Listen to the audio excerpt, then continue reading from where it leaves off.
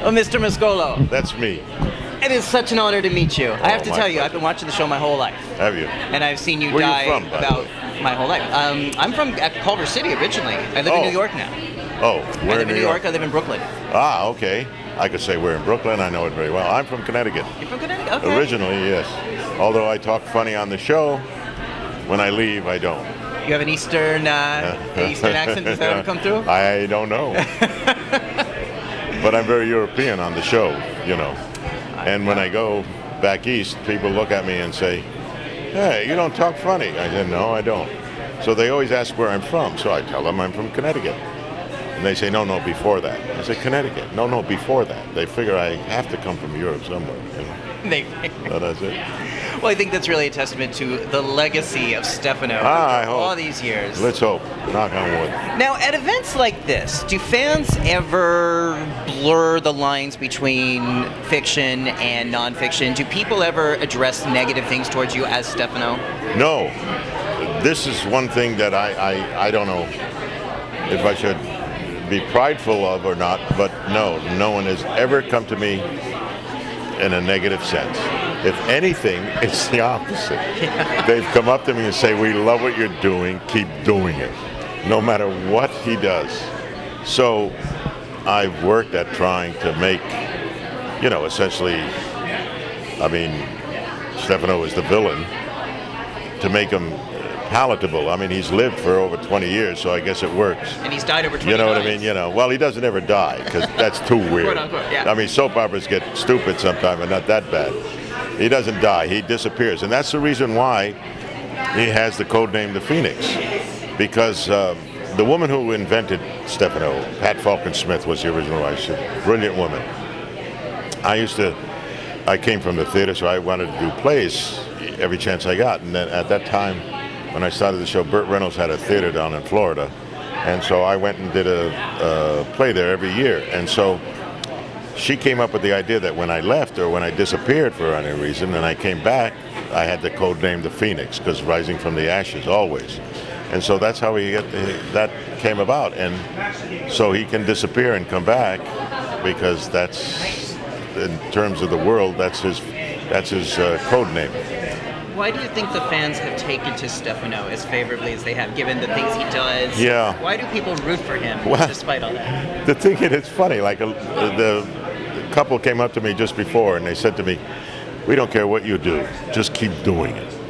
And I feel that it's the fantasy of Stefano to have that kind of power, owning half the world and running and picking up a phone when Nicole is on a plane trying to go away and just say, bring the plane back, because I want her off that plane. I wish I had Stefano on my side a few times on airplanes. Okay, you know what I mean? When you have that kind of power, that's a fantasy. And also, to further it, the idea of being able to do something outrageous and getting away with it is really, everybody would love to be able to do that. And just say whatever they wants to say to anybody, and not be bothered by it. Well, that's the fantasy of Stefano. Yeah. I think you're right. I think psychologically that taps into a drive that we have to be able to do things and get away with things. Sure. And not have to pay the consequences. Absolutely. How are you similar? How do you relate to Stefano? Well, I relate to him, first of all, as an actor, that's it. And I'm always working to find ways to keep him at least as interesting and alive as possible. I don't mean alive like or death, I mean alive as a character. And that especially in daytime is not easy, because it's an awful lot of repetition. So trying to do things, I approach it every day as a different moment, and going with that moment. And you have to believe in what he does. I truly believe what he does and why he does it. It isn't just something to do, but there's a reason for it. And that reason is what feeds me as an actor, trying to make that work. And if it works for me, then it usually works through the screen. I don't know. How do you keep Stefano fresh and vital and alive spiritually after all these years? Well, as I said, it's just there are certain things that you can draw within yourself, you know, and use that. But then you use any damn thing that works, okay? And that's why I've really kind of insisted on the character doing everything from so-called bad to good. So you never know. My idea is never know what this guy's going to do tomorrow. Because you're going to wonder, what's his move? Oh, if it's Stefano, it's going to be that. Well, you do just the opposite, you know, and then it becomes interesting. And I think that's what keeps people hooked. Yeah. I like that. And in your mind, why does he do these things? Why does he do these things that he does? First of all, one of the most important things in Stefano's life is his family. He wants to leave a legacy, certainly. He's got the money and the power to do it. So everything he does, as far as he's concerned, certainly, is for his family and to keep them together and prosperous whether he's there or not. So that's really his basic thing. So as far as he's concerned, that's a positive. He's not, you know, he doesn't want to hurt anybody unless you get in his way.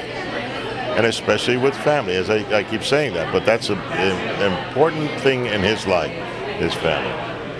That's why this whole thing that's going on now is so devastating, because he's got one son left, essentially, and very important to him. And he's been in a deception.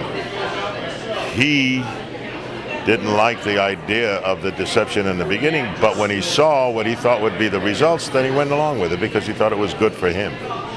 So essentially, it's I think his heart is in the right place, but sometimes he just goes about it the wrong way. Well, and I think that's really the tragedy of Stefano. Yeah. It's a very Shakespearean almost. The more he cares about his children, the more they die. And he's had a lot of children pass away because of that. Yeah. Sorry, it's very tragic and all. No, and it is. What you hit it on the head, and it's very Shakespearean tragedy, right? When you think of it that way. I have a few times, but yes, no, you're right.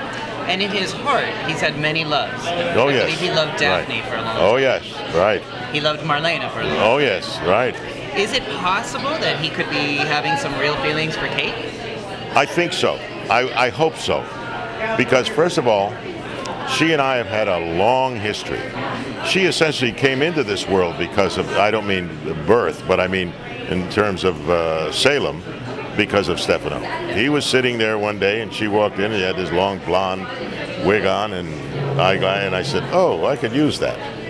Because she was attractive, and then got to know her. She was also intelligent, blah, blah, blah, and then he helped her with the family. So we've had a long history. And I wasn't thinking of it that much, but the audience really loves the idea of these two characters being together right now. At least that's what they tell me. And I think it's a great thing. And I think, although he kind of manipulated her into this, because I think Stefano's been without a woman too long, and he had them all over the place before, and all of a sudden, I don't know what the hell they thought, he's senile. So I think that part of it is very important, to see that part of his life and his emotions. And I think things that we've done in the scripts, and some of the things I've inserted, his feeling for her are more positive than negative. I mean, he knows all the idiotic things she's done, and he's laughed them off. So they're both laughing these things off now, and I think that may draw them a little closer, which would be a good thing, I think. I'm enjoying that as a fan, seeing the chemistry between those two. Unexpectedly. I didn't like it at first, but I'm liking the energy between them. Right. Well, that's what everybody's saying. So if we can keep that going on a certain level, it'll be fun. Because one thing I've always said to people on days, or shows, or anything, you have a couple, whatever reasons, they get together, they get married, and the romance goes right out.